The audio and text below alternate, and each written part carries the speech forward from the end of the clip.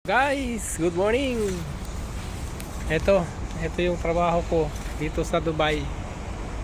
Ayan, yung mga excavator gigiba ko. Ayan pa yung mga machine. Ang daming machine na destroyed. Ayan, destroyed. Ayan, oh.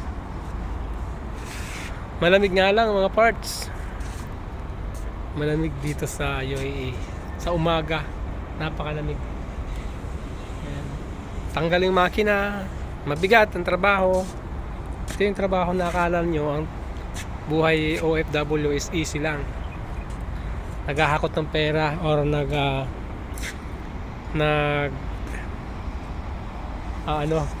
tawag ito, nagpapala ng pera, pero hindi nila alam. Ayan, napakita ko kung gaano kahirap. Yan, oh, mga engine na malalaki ng engine, ano. Ayan, oh, just as yung cabin.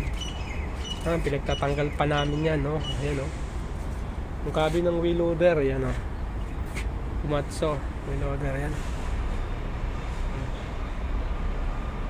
lahat wheel loader, engine. Ganon kahirap yung trabaho dito. Kaya alam nyo guys, kahit mahirap araw-araw, dito na lang naubos yung panahon namin, no? Dito na lang naubos yung panahon namin.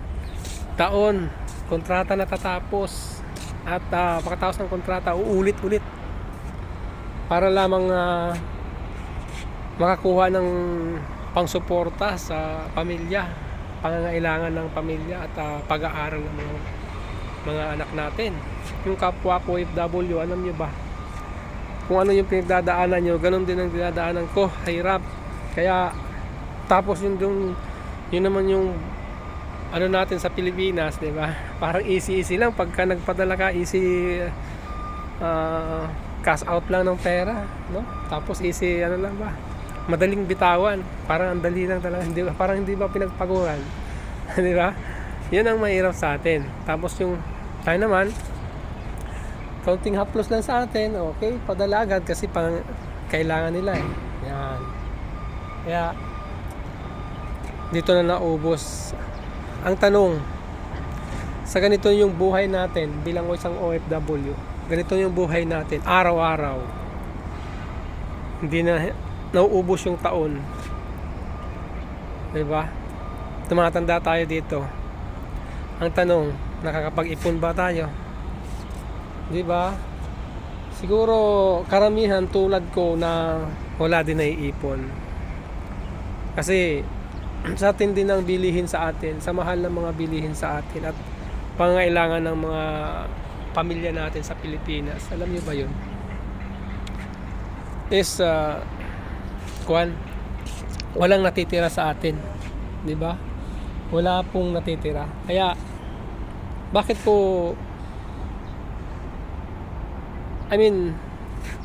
bakit ko naisipan na mag-isip ng ibang opportunity na kahit ako'y nagtatrabaho, okay? Na kahit ako'y nagtatrabaho, GC, kung tutuusin sa bigat ng mga trabaho ko, kung tutuusin bakit ko pa nagagawang mag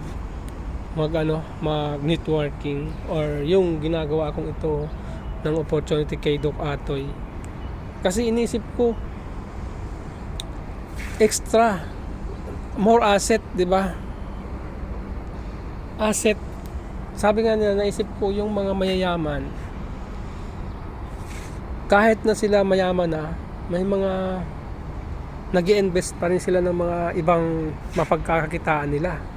Pinalalawak pa nila yung yaman nila. Nag-i-invest sila ng mga bilyon na halaga. 'Di ba? Kagaya na lang ni Elon Musk, 'di ba? Ngayon nasa Pilipinas na. Bakit siya nag-invest sa Pilipinas? Bilyonaryo na talaga siya. Billionaire na tao sa buong mundo. Bakit pa nag-invest sa Pilipinas? Bakit nagbitaw pa ng halaga na ganun? 'Di ba?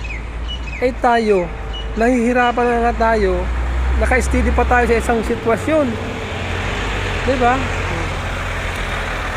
Bili ko rin yung diesel.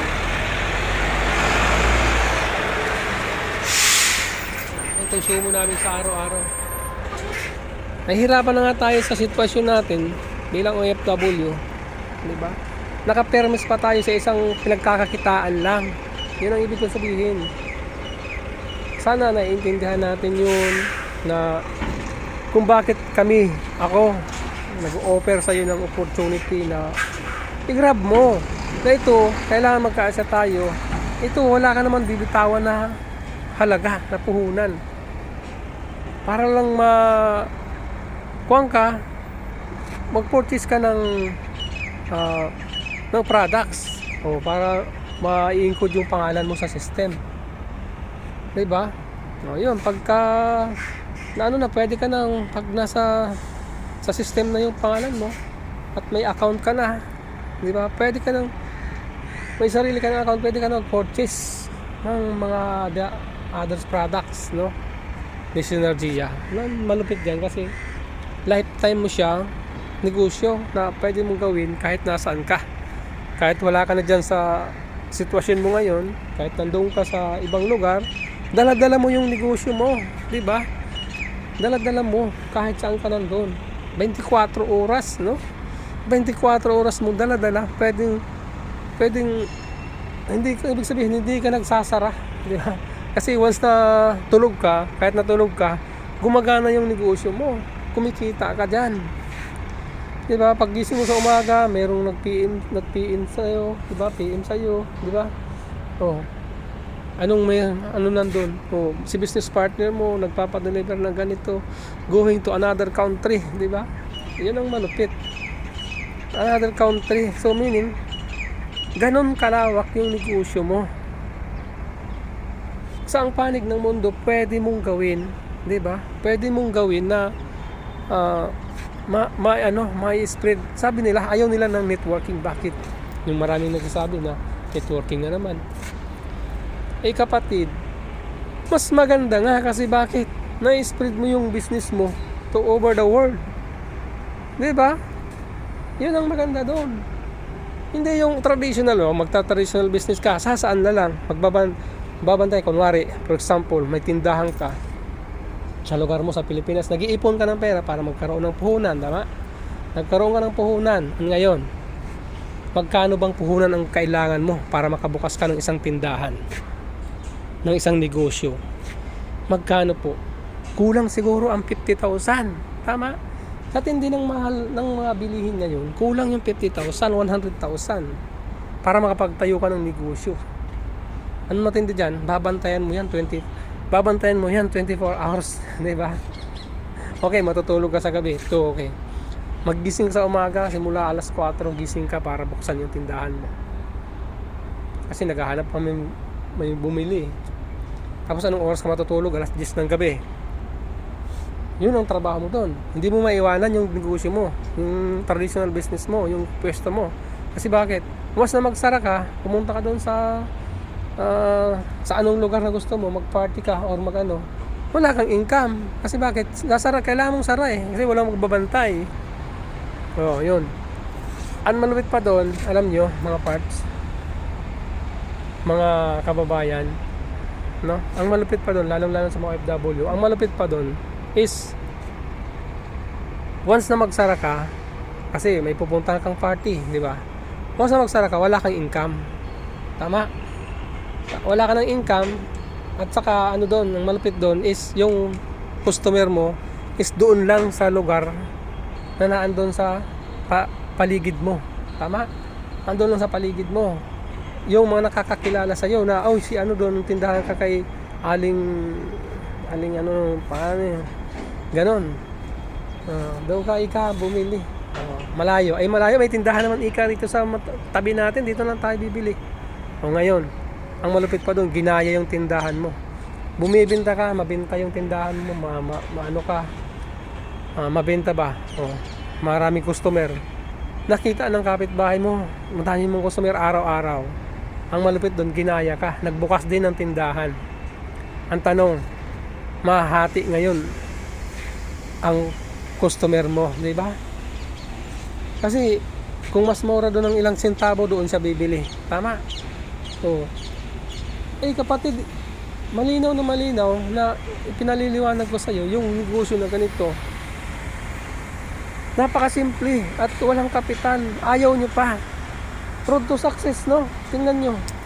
Nakikita nyo na yan. Tingnan nyo yung daan ng negosyo na ganito. Kailangan nyo ma-visualize mo yung kung saan ka mapupunta kapag ka pumasok ka sa ganitong negosyo sa online marketing. Unang-una, dito sa Synergia, unang-una kapatid. Unang-una, maalagaan mo yung sarili mo. Bakit? Kasi yung produkto natin para sa kalusugan eh. 'Di ba? Para sa kalusugan, kapatid. Na maging awareness tayo sa mga hindi dapat natin kinakain araw-araw. Maging balance yung kinakain natin, 'di ba? Huwag tayong kumain ng mga saturated fat, 'di ba? Kasi nakakasira 'yon. Yung mga alam niyo na, hindi pwede. Sa halip, yung mga bisyo na pinagbabawal, no? Hindi naman pinagbabawal, okay. Tulad ng pag-inom. Yung pag-inom, okay lang mag-inom kasi maganda rin yung sa pero hindi maramihan. Para hindi, sabi niya, masama din sobra. Yun, di ba? Tama. Isang araw, isang shot, okay na yun. Huwag lang yung isang araw, isang bote, di ba? Kasi ano na yun eh, bisyo na yun eh, di ba? Tama? Doon sa mga paninigarilyo, yung mga naninigarilyo dyan, siya, pasensya na, pero ilabas natin yung katotohanan sa mga kapwa ko. Ang sabi nila, kulang yung pagkalalaki mo kung hindi ka naninigarilyo. Hindi siguro. Bakit porket hindi ka naninigarilyo, mababawasan yung pagkalalaki mo? Pag naninigarilyo ka, dyan mababawasan ang pagkalalaki mo. Bakit? Yung chemical ng sigarilyo, kapatid, may epekto yun, may side effect yun sa'yo. Sa yung dala-dala, sa yung manoy, di ba?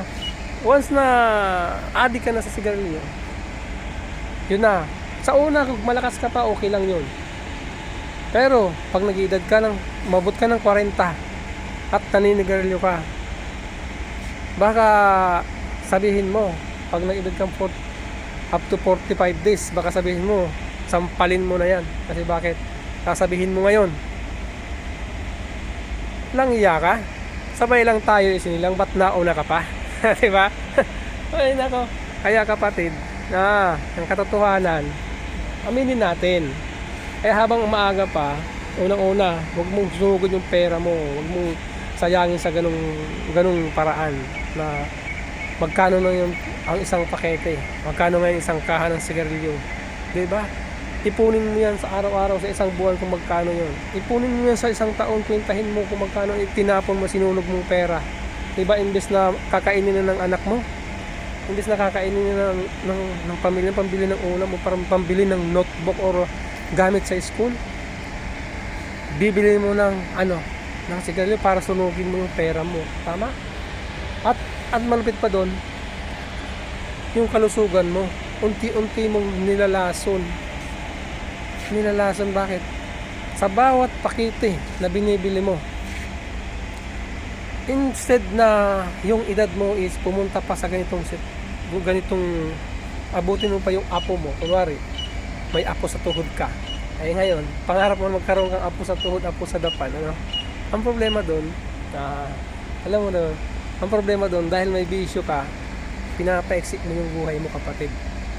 Pinapaexit mo. Di ba? Aminin natin, wag lang masaktan yung mga friends natin dyan na may mga bisyo. Alisin na natin yan.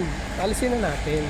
Sikapin natin. Hindi mo wag mo sabihin na hindi mo kayang alisin. Hindi siguro. Dahil ako nung panahon, naninigarilyo din ako, yung kabataan ko. Nagsigarilyo ako. The time na nagkaroon akong pamilya, alam nyo, naisip ko, sayang yung pera na binibili ko ng sigarilyo. Ayun, almusal na ng pamilya ko. Bibili ko na lang ng itlog sa umaga. 'Di ba? Hindi kasi bibili ko pa ng isang kahang sigarilyo. So, isang almusal na ng anak natin 'yun. Tama. Oh, kapatid. Mamula tayo sa ganito. Maawa tayo sa mga ano natin, mahal natin sa buhay. 'Di ba? Kung hindi ka naawa sa sarili mo, maawa ka na lang sa anak mo, kapatid. Okay? So God be the glory, baguhan ang buhay. Taon 2025. Bye-bye.